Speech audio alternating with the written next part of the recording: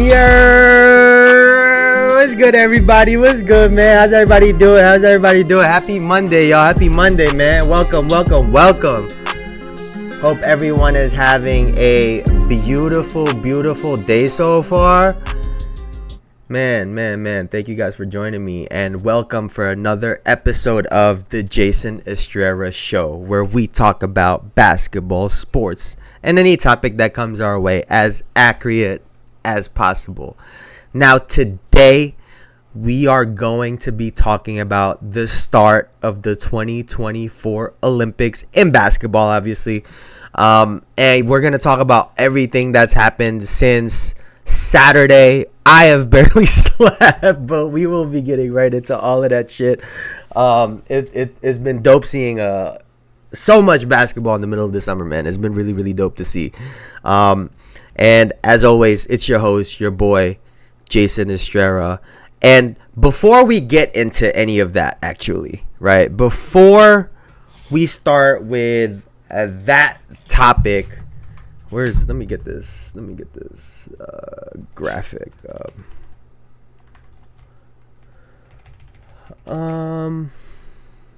Now before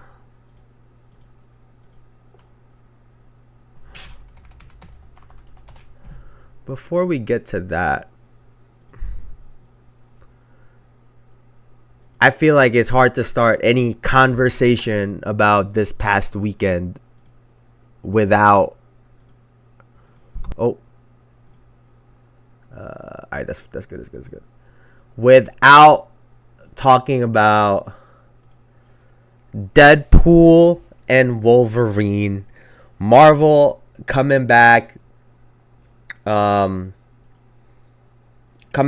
to, personally, I haven't been to the movies in a little bit. We went when my brother and my girl sister was in town.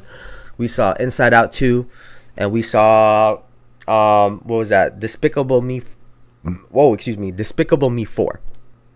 And we haven't, I love going to the movies, but haven't been to the movies since probably last year, to be honest with you. So this is what got us to go back. I was super excited for it. And to be honest, I haven't really been keeping up with Marvel as of late. I feel like their recent movies have been a little bit weak. But obviously super excited for Deadpool and Wolverine. One, for Deadpool, all of his films have been really good so far. And then obviously bringing Wolverine back. I will say this, though. And I'm probably in the minority in this. And I could very well just be a hater. I don't give a fuck. Something about the whole movie being based around the two of them, I guess maybe it's just for me, took away from, in the moment when you see something in the movies, right? Like when Captain America got the hammer, when we finally saw all of them together. Like some of these images, because the trailer and the whole premise of the movie was based around the two of them, I feel like it took away from that first moment of actually seeing them together. Like the movie was just going, we've obviously seen them with the suits, all of it, the whole nine already, right? They talked about how long Hugh Jackman, Wolverine, would actually have his mask on. It was like 10 minutes of total screen time or whatnot. I don't know. For me, I guess having waited for that moment for so long, I wanted it to be a little bit more special. But I still think that the movie was really good. I enjoyed it. It was a fun movie to go watch. We're on again about this. We're on with this multiverse shit.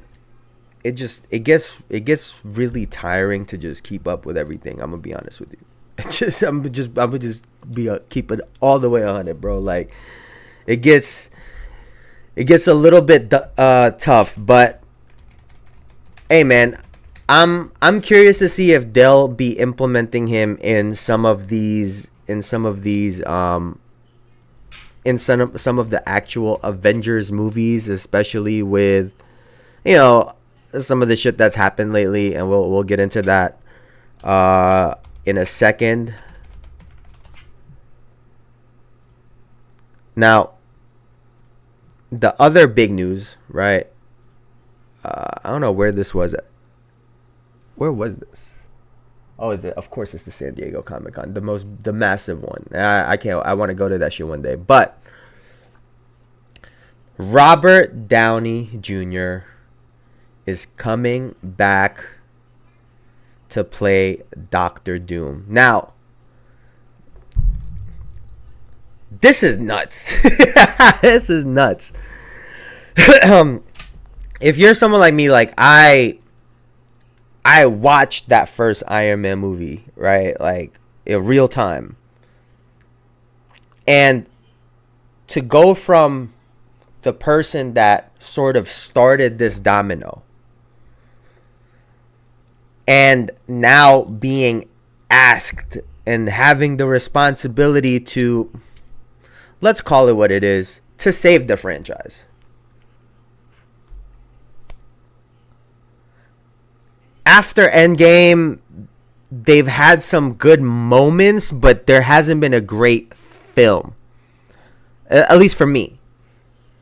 And I think they're calling on him to do it again. Now, I did see someone say online that, oh, like this is a cop out, and then someone else responded that a cop out would have been bringing him back as Iron Man. This is actually a risk, and I guess I kind of agree with that, because having seen Robert Downey Jr. as Iron Man for so long, and now seeing him as this other character it's going to be a shock. I think a lot of us are going to expect him to be a certain way, but he's shown how good of an actor he can be. So I'm curious as to how this will really turn out. Obviously the Jonathan Majors has caused a stir in their camp, right? With having to just change their plans. They had a whole Kang lined up. Now they have to do they're playing on their heels. They're fighting on their back foot, basically. And it's curious to see if creating from that space, right, where now they're forced to create on the move, on the go, right? They have to create as they're going along while they're trying to patch this shit up. Maybe it forces them to create something that maybe they wouldn't have been able to create otherwise. So hopefully this is a turning point for their franchise. Like I said, I think they've had a down for a couple of years now. Good start with Deadpool. Good start. This announcement, I don't think this movie's coming out for like 2 years. So, but yeah, man, this guy, my only thing is they're asking this guy, how old is Robert Downey Jr.? Let's see. This guy is 50-fucking-9, bro. And you guys are asking him to save the franchise. Like, dog. Like, what are we doing? Now that we've gotten some of that out the way, let's talk some basketball. Let's go and talk some basketball. So, was it like last week, over the weekend?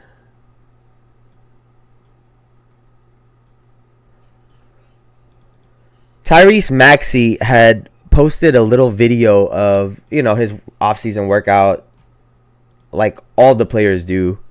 And he was looking like he put on some muscle weight. He was looking a little jacked in it. And apparently he had gotten drug tested, which is hilarious, bruh. Hilarious, because we've obviously seen this before. We've seen this before. I'm trying to remember who the last person that got this was.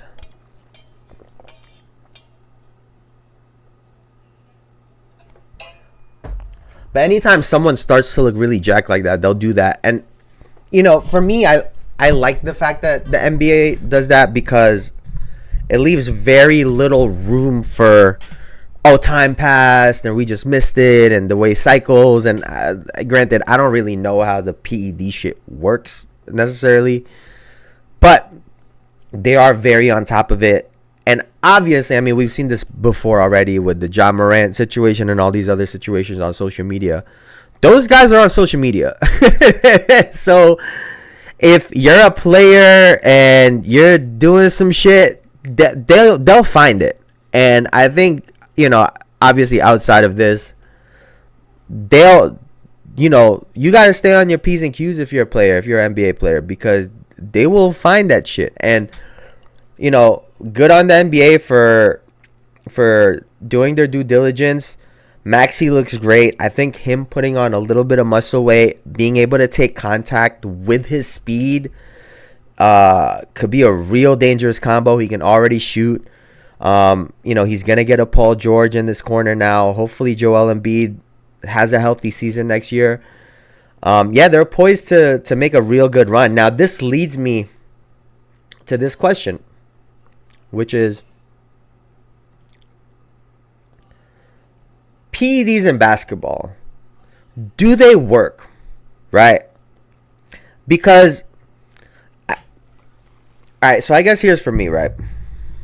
When it comes to performance enhancing drugs, I think the initial thought process is someone's going to be all jacked and really strong and all muscular and big and burly, right? The reality about basketball is this, especially in the NBA. Let's talk the NBA, for example, right? It doesn't necessarily help you to be stronger than everyone else.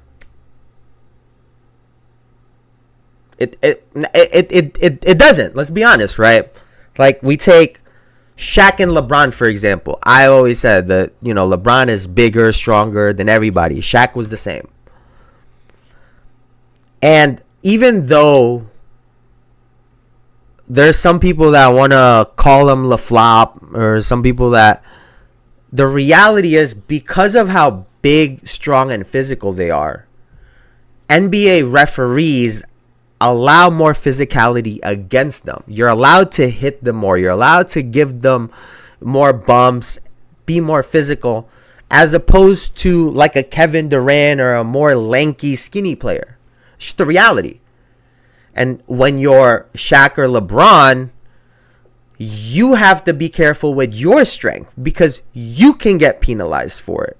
Offensive fouls, charging, putting an arm out. People are going to flop because they know you're stronger than them. So, yes, strength is a part of basketball, and it's obviously a part of it. But it's not everything. Now, I guess for me, the next part would be this, right? The recovery. The recovery and the ability to work out longer than everyone else. I know that that's also a part of the PEDs, where you're not going to be all muscular and big and burly, because when it comes to playing basketball, it requires a lot of skill. Requires a lot of, you have to know the skills of the game: dribbling, shooting, hand position, feet position, when you turn. It requires so much out of you, right? So I guess if there was a way to use PEDs so that you can, one, recover from injuries, right? That's a massive thing, to be able to recover, or just recover in general. Going to the gym 2-3 times a day. Being able to work out at a high intensity longer than other people. Yeah, I could see something like that benefiting someone, but it's something that I truly don't believe is a part of basketball. Growing up, going through high school, it was something, you heard people talk about, but it was more so like wrestling or football kids, not really basketball kids. Like, I wasn't really something that was around, and I still don't think is.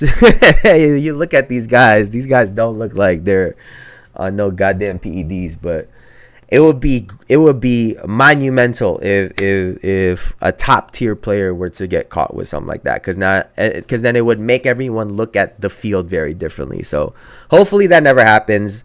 Like I said, I don't think it could really help you that much, because of the game requires a lot more than physicality, right? I don't think you're all of a sudden gonna start jumping out the building fast. I don't think that's how that shit works. But moving right along, right? So let me see this. Where's this photo? So the women's national team for Team USA will be playing later on today, and Dawn Staley had this to say about Caitlin Clark. If we had to do it all over again, she would be in really high consideration of making the Olympic team, because she is playing head and shoulders above a lot of people. 1, 2, 3, 4, 5.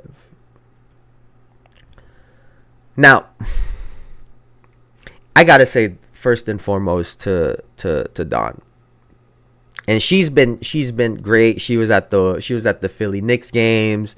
She's been very active in the public eye, which I think is phenomenal. I mean, she's obviously also a great coach in college, but she's a voice that when she speaks, people listen, especially in the WNBA community. And transparency goes a long way, right? We could talk all about the decisions that they make, whether it's right or wrong. I think I'll speak for myself, right? For me personally, admitting the fact that they were wrong, I could live with that, right? We don't have to speculate what they were thinking, or they don't have to throw anyone under the bus. They said, hey, you know what? Come to think of it, maybe we were actually wrong in that situation. And this is in comparison to how the men's team has been handling their roster.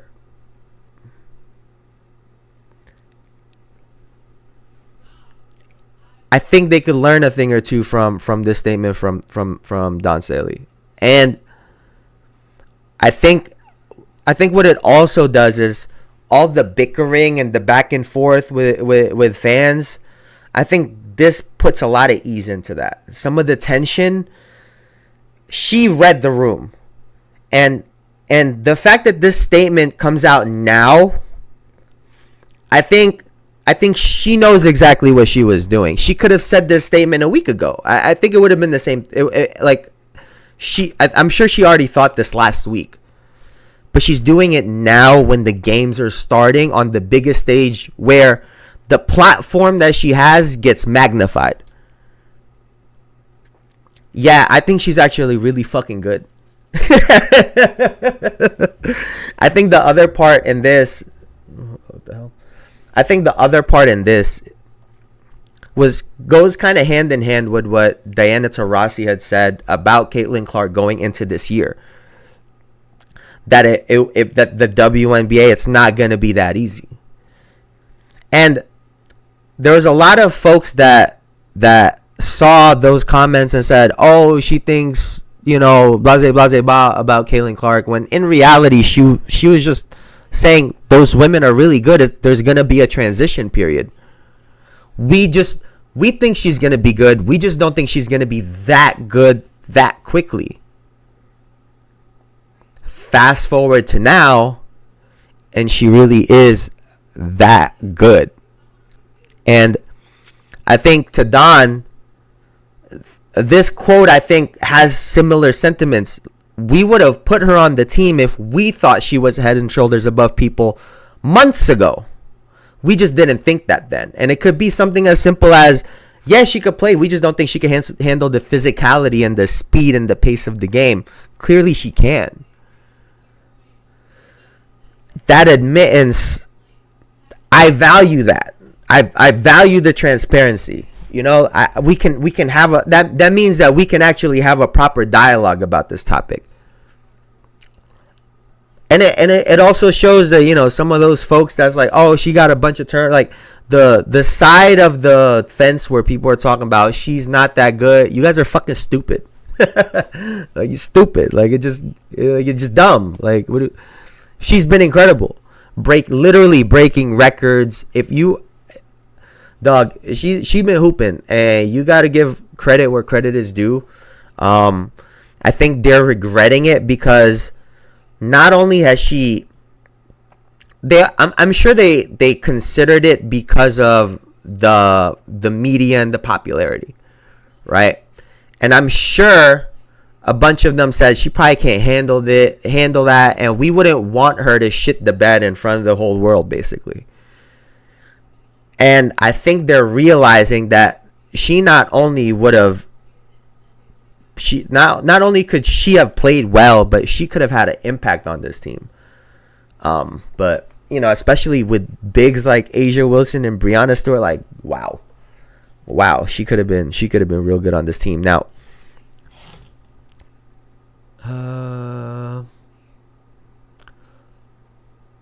Now speaking of another rookie, I don't think I have anything right here. Speaking on another rookie, we saw Wemby. Who did they? Let me see.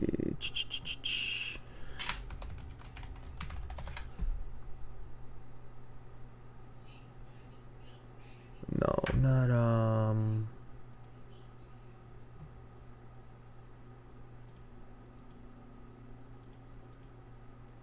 Okay, so they beat Brazil. Let's see. Where's this fucking thing, dog? They beat them 78-66. Oh, here's the box score.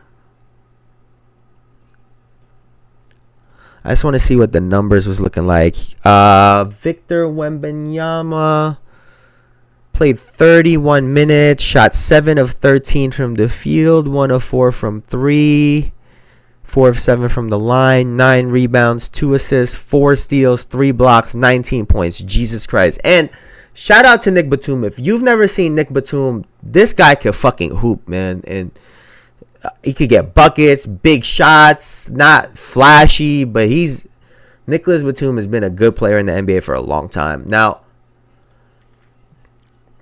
watching this game, right? Let's see. Now, watching this game,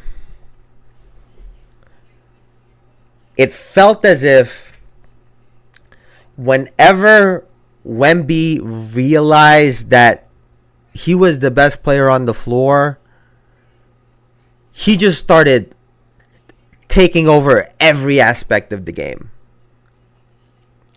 especially offensively, I guess. To me, there's times in the game where he's almost too relaxed, too docile. And we'll get into this in a second. I think it has to do with just the way that they play international basketball, right?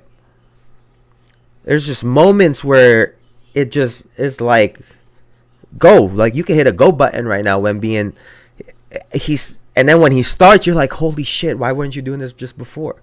Literally unstoppable. He can hit every shot. He plays defense, perimeter, interior, block shots, steals, rebounds. This guy literally does everything. And when he realizes that he's more than just the biggest player on the floor at all times, I think this is gonna come with experience. This is gonna come with time, similar to what Luka did, where there's gonna be a time when when Wemby's on the floor with a LeBron or a AD or a Jokic or a Tatum or whoever, and he's gonna think in his head, I'm the best motherfucker with a jersey on right now. Watch how his game takes off. When that little switch finally goes off in his brain, and it's not about being selfish, right? I think there's a lot of people that misconstrued the NBA game with being selfish. I'm watching these games. There's a lot of quote unquote selfish plays, right? Where you look at the guy taking the shot and you're like, the fuck are you doing?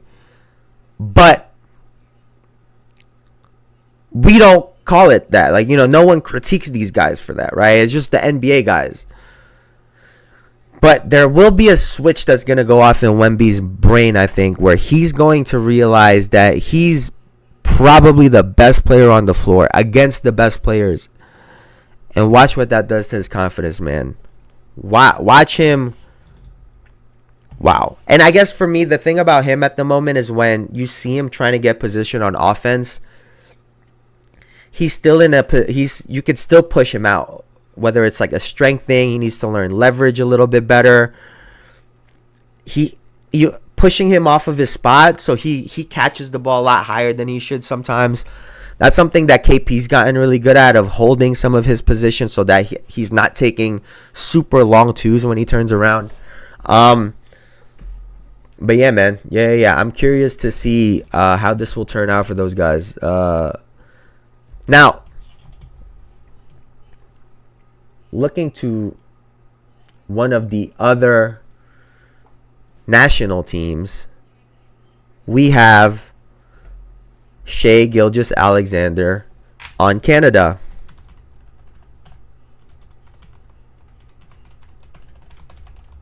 Let's see. No, it was not France. I want to see how much he had.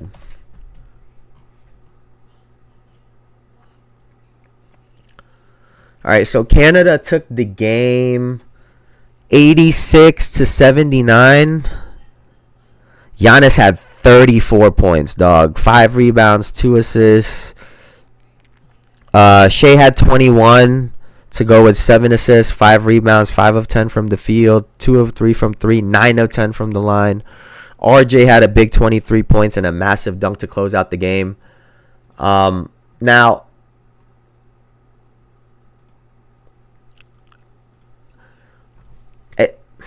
just watching Shai, man, his demeanor, he's talking shit to everyone. Like, he's talking shit to everyone right now. And to see him play like that, I get the sense that he's out for blood this coming season, not just this Olympics. I think him and Team Canada really feel like they can win gold. And I think they feel like that because of Shai, because he feels like he's the MVP. They got a great defender in Lu Dort. I feel like they think they can match up a little bit. I don't think that, but I love the confidence, right? Seeing Shai like this, it makes me wonder, especially going into next season, because if you saw the Australia game the other day, Josh Giddey was getting buckets that game. He's been a bucket for Australia.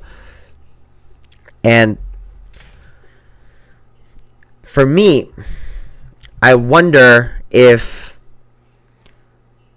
because I mentioned it already when the trade, I think they're going to need points. I wonder if there's going to be an uptick in Shai Gilgeous-Alexander's scoring next season, because he almost stops at 30, right? There's a lot of games where it almost feels like he just stops at 30, and I think they're going to need a little bit more scoring from him next year. I'm just going to be honest, with missing Josh Giddey, Hartenstein don't really score unless Chet or Jalen Williams can really expand their game and assume that second scoring option. I think Shai is going to have to score more, which in turn can lead him to get an MVP next year. So that's something to watch. He's hooping. He looks great out there. And the other part too. Very end of that game, right?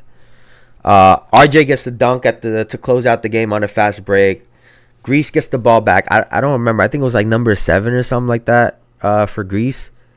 Shoulder checks somebody on Canada, and immediately Shea goes to him and says, "You a bitch." It says it like 3 times. Giannis standing right next to them, don't fucking react.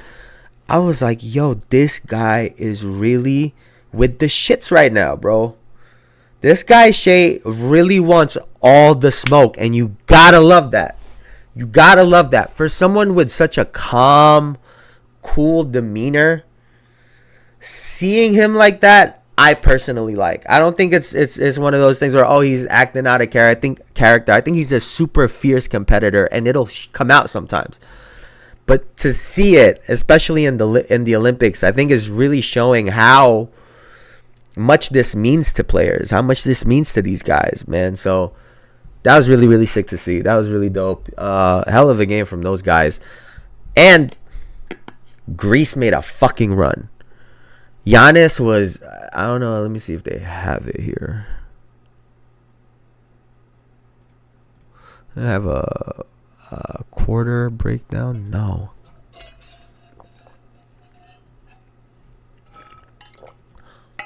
No, they don't have. But Giannis was going crazy in the third and the fourth. It just came up a little bit short. Just came up a little bit short. Now, this brings me to this topic because cool. All right. Now, this brings me to this topic. Will Giannis's game ever develop?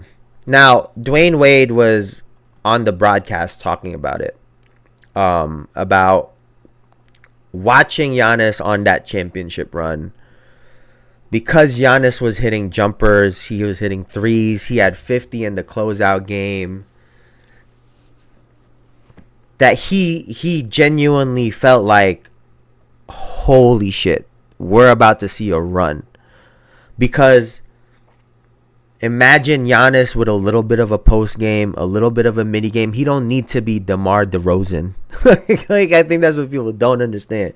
He don't need to be the greatest mid-range player.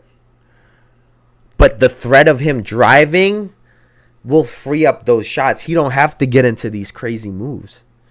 When he hit a step back game winner on the New York Knicks, bruh, I said if he can do that pretty consistently, I don't know what the fuck the NBA would do. Because he plays with so much force. He's not just physical and strong. I think there's like Bron and Shaq are the same thing. It's one thing to be strong and physical. They play with force, right?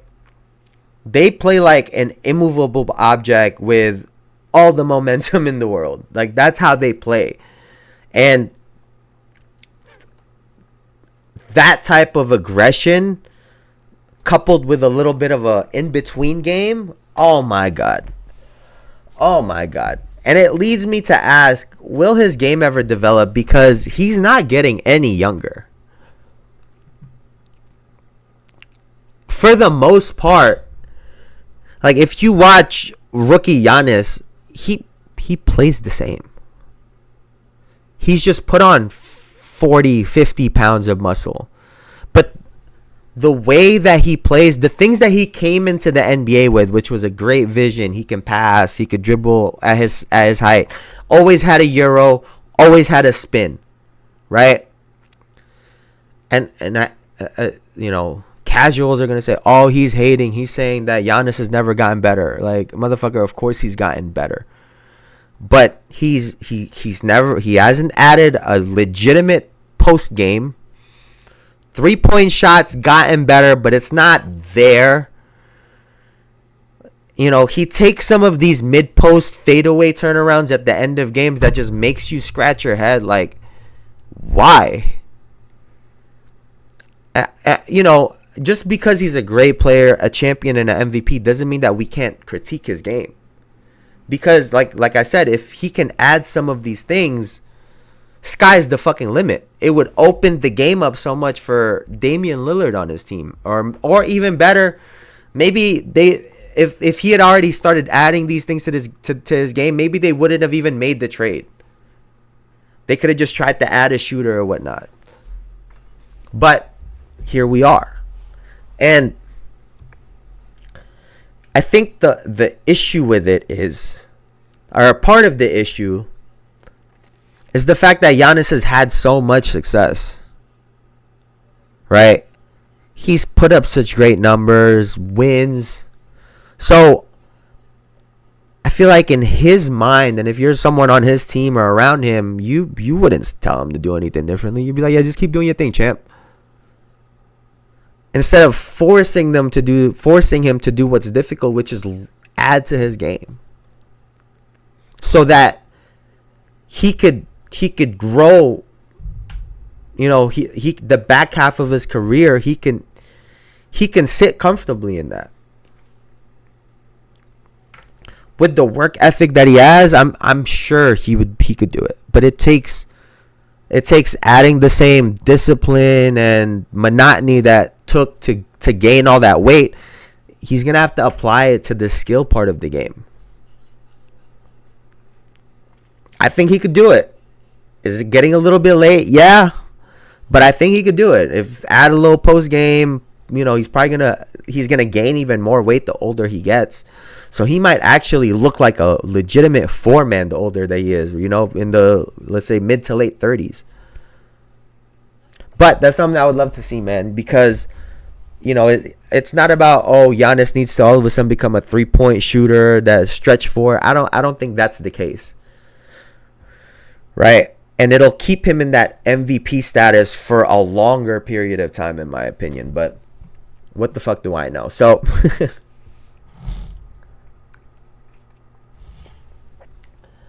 This was a topic that they were talking about a little bit yesterday, and I wanted to go over it because I think there's a lot of misconceptions about the way the NBA is played. And Kevin Durant was just on the thing on Twitter with fans talking about the FIBA rules. I'll get to that in a second. I want to handle this part of the topic first, right? The international game for basketball is based around this idea of teamwork. And in the NBA, it's based around this idea of a hierarchy, right? Even Dwayne Wade was commenting on it about the fact that these teams, these international teams, they are running their sets, whether they're down, they're up, third quarter, fourth, it doesn't really matter, right? They just run their shit.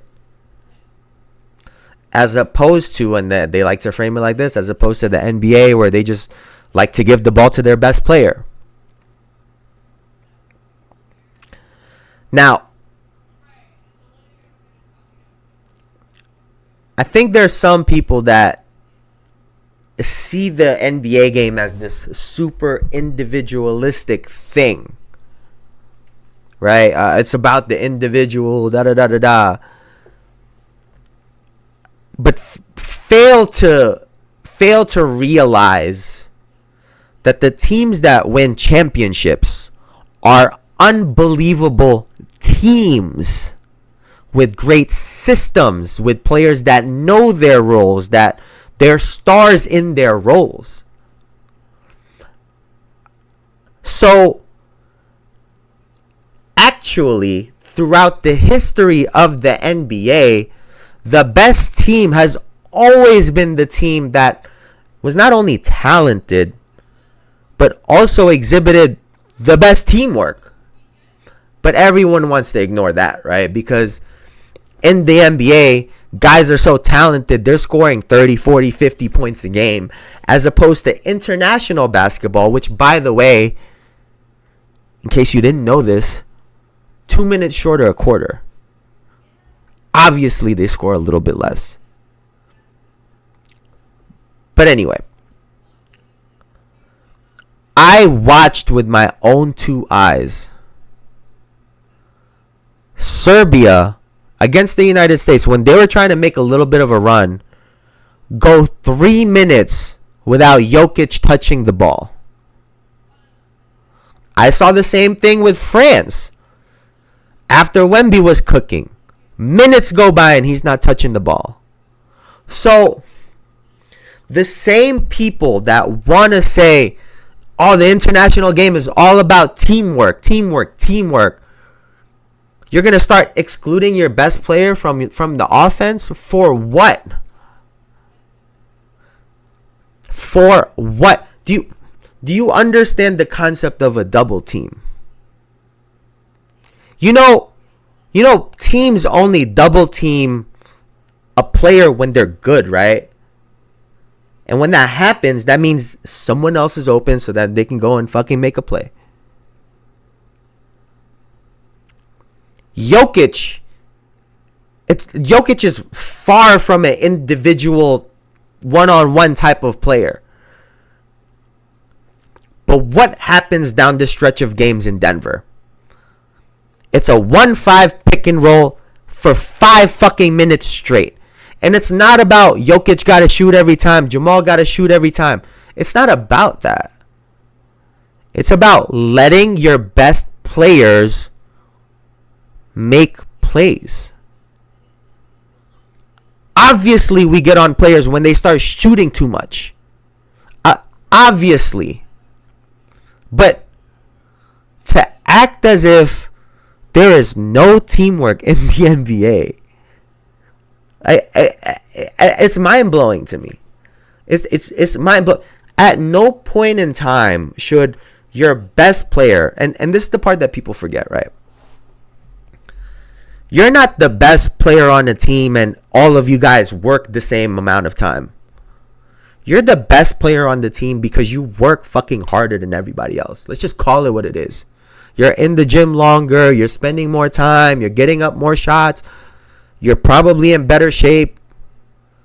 That's why you're the best player on the team. Now, to expect someone that doesn't put in as much work as that person to get up as many shots when the game is tight, you got to be out your fucking mind.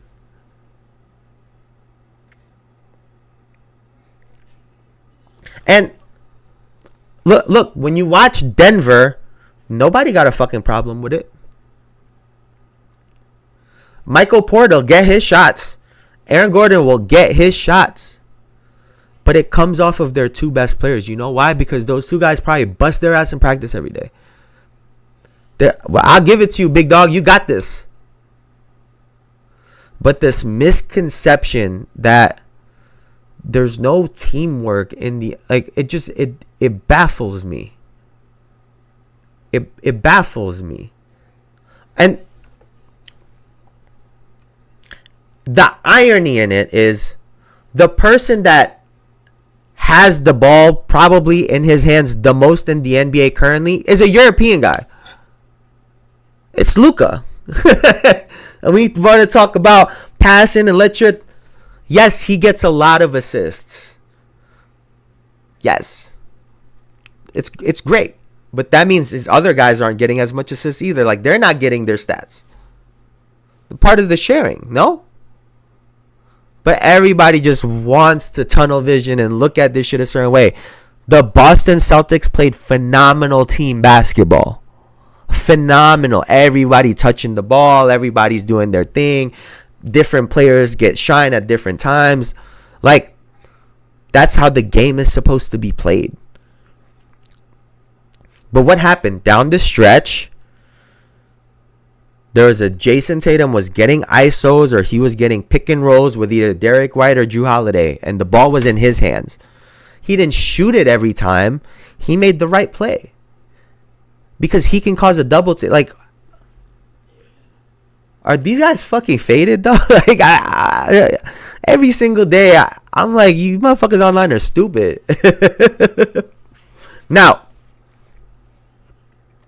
I want to quickly talk about some of the FIBA rules, because there's some people that talk about, oh, you got to adopt the FIBA rules. I don't totally agree with that. I what I could get behind though, and I could get behind the 10-minute quarters. I'm not gonna lie to you. I like the pace of the game, especially because they've implemented these the reviews. I hate the reviews because it just adds time. It's supposed to shorten the game, but it adds time. So taking 2 minutes out of each quarter, I think, would go a long way. You can start games at the same time, which is like, what, 7, 8 o'clock if you're on the East Coast. But now, those West Coast games, they're not going to end at 12:30 Eastern. They'll end at like 11:30, 12. I think it's much, much better. I think the pace of the game will be a little bit faster. The minutes are going to be more valuable, because what's going to happen is you don't get the extra time to just fucking lollygag. You have to be in it. Now, excuse me. Now, the issue with that is guys aren't going to get their numbers like they're used to. So I think that's a big reason as to why they're not going to implement it. But yeah, I think the 10-minute quarter would be good, man. Especially everybody got these short ass attention spans nowadays. I think it would actually go a long way. But hey, man, it is what it is. Now, let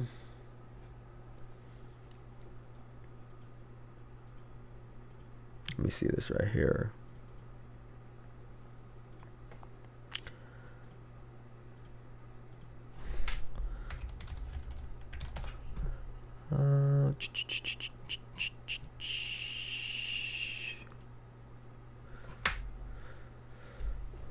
Let's see. Now, Team USA defeated Serbia 110-84 yesterday. And this was behind, it was a damn near perfect game by Kevin Durant. 8 of 9 from the field, 3 of 4 from 2, 5 of 5 from 3, 2 of 2 from the line with 2 rebounds. Damn near perfect. Bron was dominant, 21 points with 9 assists and 7 rebounds, 9 of 13 from the field, 1 of 3 from 3, 8 of 10 from 2. And then on the other side, Jokic had 20 to go along with 4 steals, 8 assists, and 5 rebounds. And as you can see here, right, Jokic on the court for his 31 minutes. The game was tied 81-81. And the 9 minutes he wasn't on the court, right, Team USA was beating them 29-3. Oh. And this brings me to, well, I guess let's just talk about it real quick. Team USA played great yesterday. It was a huge part of it was obviously Kevin Durant. He gave them a huge boost. But Bron was doing his thing. He was dominant as usual, setting the pace. I mean, you know, Team USA was great, man. And I think for a team like Serbia, we just talked about it when it comes to hierarchies and whatnot. You can't tell me that all this teamwork shit. Jokic was the guy for them. Right? You want to talk about teamwork all you want. These guys are great. They work hard. You know, I'm sure they're very talented in their own rights. But look at that numbers. 3-29 with him on the bench. 9 minutes. This guy can't sit on the bench. And we still want to talk about team. Like, yes, I get that there is no individual above the team, but it takes an individual to really be dominant sometimes. Like it's a part of this. This is a part of basketball. Unfortunately, it's a part of basketball, and some people just want to deny that fact. But it is what it is. Now, who's the thing right now? Let's get right into this part. What's good, Elijah? Your boy Kevin Durant was going fucking crazy yesterday, man. But Kevin Durant was almost perfect. He had a game any hooper just dreamed of. And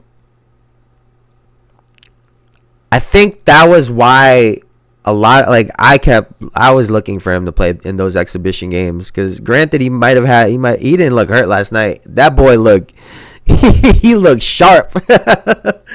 he looked like he'd been practicing against the best players in the world. Like, that's what that looked like. And obviously when you're talking about Kevin Durant, and I talked about this just a couple weeks ago, there's some people out there that they want to talk about the Oklahoma City stuff. They want to talk about personalities. He responds to people on Twitter. Basketball guys, hoopers, all we see is a 7-foot tall guy that can shoot, that can take and make any shot on the floor. Has one of the greatest mid-range games that we have ever seen. One of the best three-point shooters we've ever... Like, he is as pure a shooter as it comes. Can handle the ball, get to the cup, euros. Like, that's all we see as hoopers. Everyone else wants to add all this other shit. We understand that only one team can win a ring, right, in a year. And we, like I just said, it takes a combination of having great players and a great team. But Kevin Durant can fucking ball. And to all of the people that are constantly talking shit, Colin Cowherd was saying he was irrelevant and da-da-da-da-da. Like, Kevin Durant is that guy. He's been that guy. Like, I don't understand how you can hate on this dude. This dude just loves to hoop. Exactly. I don't need to like his decisions for him to be great / remembered. Yeah, man. Like, and I think that's where the disconnect is, right? Because fans, right? NBA fans, they get attached to some of the moves. They get attached to their teams. They get attached emotionally to some of these things. But why does this shit seem so bad? Let me see. But like I said, all we see is a guy that could hoop, man. Like, if I'm picking teams amongst the greatest players of all time, right? If me and somebody else is picking a team, let's say 12-man rosters, 15-man, whatever, Kevin Durant is getting picked. I don't give a fuck whether you have him ranked wherever on the list. When it comes to basketball, he's getting picked. There's some people that just don't understand that, and that's fine. I'm here to tell you, Kevin Durant is getting picked every single fucking time, and it's that simple. Like, there's no one that wouldn't take Kevin Durant on their team. Like, it's just ridiculous. I'm sure Steph Curry has been playing these games saying, God damn it, I wish you were still on our team, dog. Because there's no way. He could just do everything. He can do everything, man. Now, I got to give some credit where credit is due, man. LeBron James was fucking dominant. And I was talking about this the other day because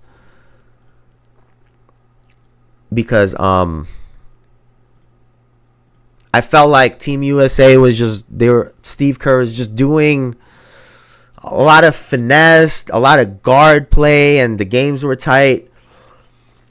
And when the game got tight, it felt like LeBron just simplified it. He said, I'm bigger, stronger than you. and I'm gonna just get to the cup. Like it didn't have to be no crazy dribble package.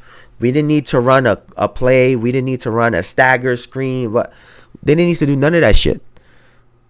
Because he's bigger, stronger, and he's better. Like, it just is what it is, right?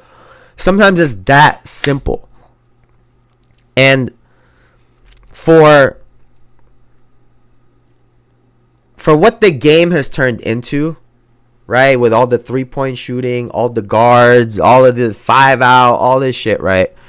Granted, LeBron shot like 40% from 3 this year. And we just talked about the hierarchy, right? In these teams. When the going gets tough, it's not Steph Curry shooting a bunch of threes. It's LeBron James getting your ass to the rim. Just back to basics. Be physical and strong. Like that. We don't have to overcomplicate this shit. Team USA, for the most part, is bigger, stronger, faster, jump higher than probably 70% of these teams. 80% of these teams. Outside of like Wemby and maybe Canada physically can hang with some of these guys, but Canada don't have the team that Team USA have. Like, it just is what it is, right? So I wish they would just keep it simple, and I think that's what they did yesterday. They just kept it simple. Kevin Durant got mismatches, just get shots up. And honestly, it felt like yesterday, those shots were because he was like, "Fuck, man!" Like he hasn't played in those exhibition games. He was just getting the shots that he would have gotten in those games. So, yeah, man, yeah. Oh, there's this shit too. Before I forget. I'm going to read this and then we're going to laugh at it. Isaiah Thomas said, "I find it comical and laughable how some, not all people, think this is the first generation of basketball players that athletically could run and jump. I'm not sure he would be the best athlete in 1975, all things being equal." And he was responding to someone saying, drop LeBron James in 1975 and he'd win 15 straight championships because of what Lou Williams had said. This guy Isaiah just said, all things being equal. What the?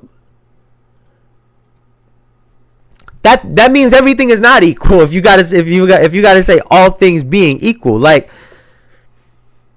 excuse me, you gotta give it up, bro. You gotta give it up, bro. You gotta give it up. And I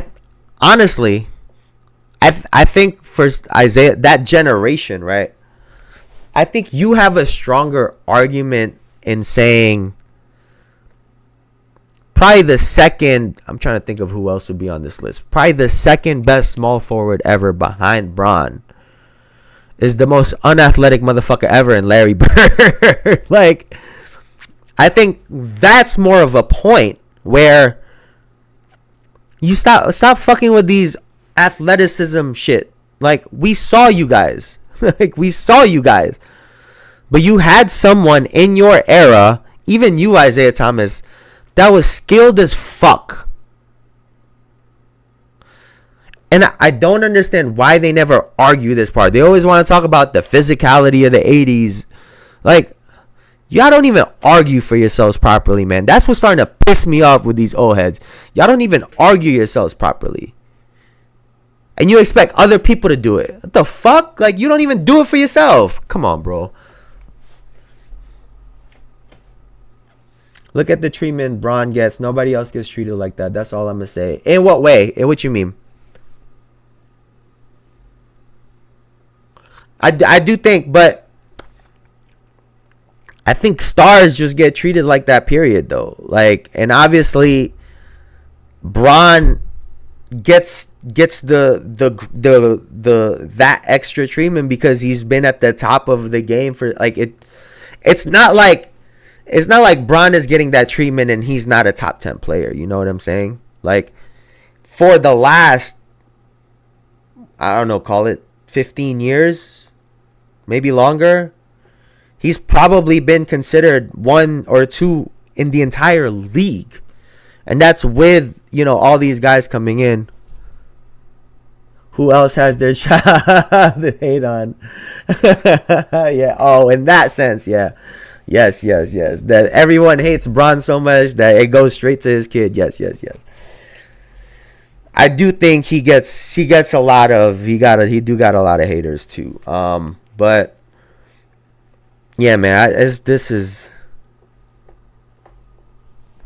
who does the Olympics to represent everyone and gets hate.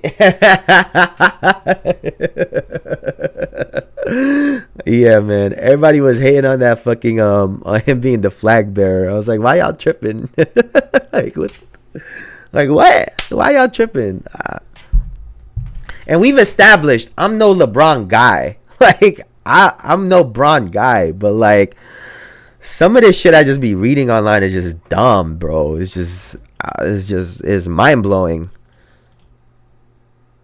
Now, this will be our last topic for the day. And it was Steve Kerr saying that he felt like an idiot not playing Jayson Tatum. He admitted, like Tom Brady. No, that's facts. No, that's facts, bro. That's 100% facts. I just seen that shit the other day, bro. I was reading. I forget who the player was. Bron's name got brought up, and I was like, bro. Oh, 100%. That's why I was talking about transparency earlier. I try to be very transparent when it comes to I get where I stand on Bron, but it don't take away from who he is and what he's done. Now, Jayson Tatum and Tyrese Halliburton got 0 burn last night. There's a reason I want to prove himself and call Bron the B word. I will say though, Elijah, that's not the first time that's happened with Bron, right? And they said Mario Chalmers had called him that before, and I think it comes with in the sense it's got to come with context in the sense of Bron is just a nice dude. He's just a nice dude. People got to take into account personality types of people. We want him to act like Michael Jordan when he's so far from Jordan's personality, right? But LeBron, in that same token, has shown that he can be this ultra aggressive. We seen him pumping his chest, fucking everybody up. We've seen both sides of it. And I'm sure I didn't agree with Ime doing it because I think at this point in LeBron's career, he's well aware of who he is and the player he's been. It was probably more appropriate when Mario Chalmers called him that in Miami because he probably needed to toughen up a little bit, and we see where he is now, right? But we were talking about this yesterday during the game because obviously Tatum got no minutes last night or yesterday, and there's a lot of people saying this is no big deal. Steve Kerr came out and said there was a game plan. There were lineups that he wanted to try, and he wanted to give Kevin Durant minutes. Right? Which cool. I'm with you. What did I say yesterday at halftime? Because they said before the game that they might limit Kevin Durant's minutes. So he got all those minutes in the first half. He was balling the fuck out. Did what he had to do. Why are we then not putting Jayson Tatum in the game in the second half? And then there was a stretch where it was 3 minutes left and they're already up like 20 something. And I was like, why JT not getting no burn at the end of the game? Like, to get no burn? Like, it felt disrespectful. Like, seeing him on the bench as the NBA champion. He's the defending NBA champion. It was weird. It was really weird to see. It was really weird to see. And it could be all to do with nothing. But I think that you got to treat the NBA champion, and you could call it what you want, arguably, if you think he's the best player on the team or not, arguably the best player on that team, and he didn't get minutes during the first game, and you want to talk about matchups, and people, then this is why people have been thinking I'm hating on Steve Kerr. But do you know how ridiculous it looks when Kevin Durant is checking out of a game and motherfucking 6'5" Devin Booker tapping him, talking about, yeah, I got your man. What the fuck are we doing? Why are we not trying to, like, height and size? Why are we not trying to match it? Not saying it is what it is, but be careful. Jason Kidd says JB the best. JB wins both MVPs. JB doesn't make USA. Tatum doesn't get burned, but Holiday and White do. Not saying it is what it is, but definitely something to start looking at. I hear you, Elijah. But, like, for example, in an all-star game, right? In an all-star game, whenever they've had multiple players on the team, it's a part of the tradition to let those guys play on the floor together. And excuse me, it would be one thing if, like, maybe you were playing Halliburton over Derek White. The fact that, like, at no point in time, fuck Tatum and his game, you're not valuing size.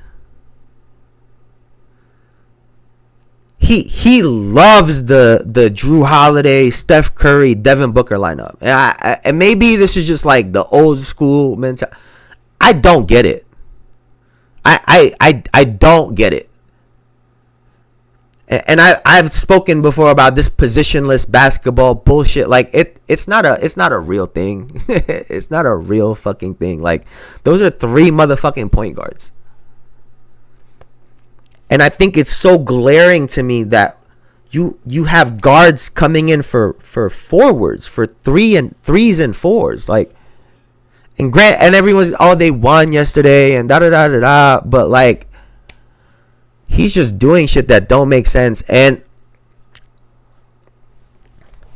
I don't know, man. It's this shit. This just don't make sense to me. Like, it genuinely don't make sense to me. Like, you got 39-year-old Braun out there playing all the minutes at the, like, there was no reason for him to be on the floor. You could have taken him, like, I don't know. And hopefully Tatum can, like, hopefully Tatum does have his moment to shine in the Olympics, because he deserves it, in my opinion. And even better, if he uses this as fuel and motivation, like, Steve Kerr said something very telling yesterday, right? He said in international ball, you can only play 10.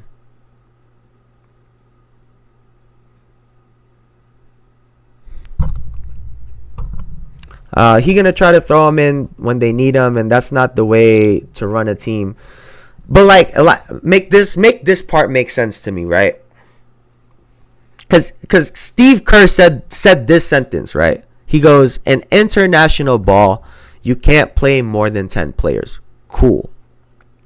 And then goes on to say that Jayson Tatum has been an all-NBA first-team player for the last 3 years.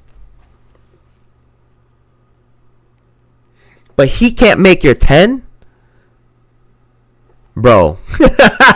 Bro, like, I'm glad he called himself out for being stupid. I guess that's it for me. I'm glad he called himself out.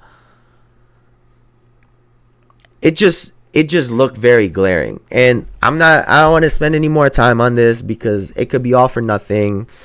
I've been shitting on Steve Kerr for like 2 weeks already. So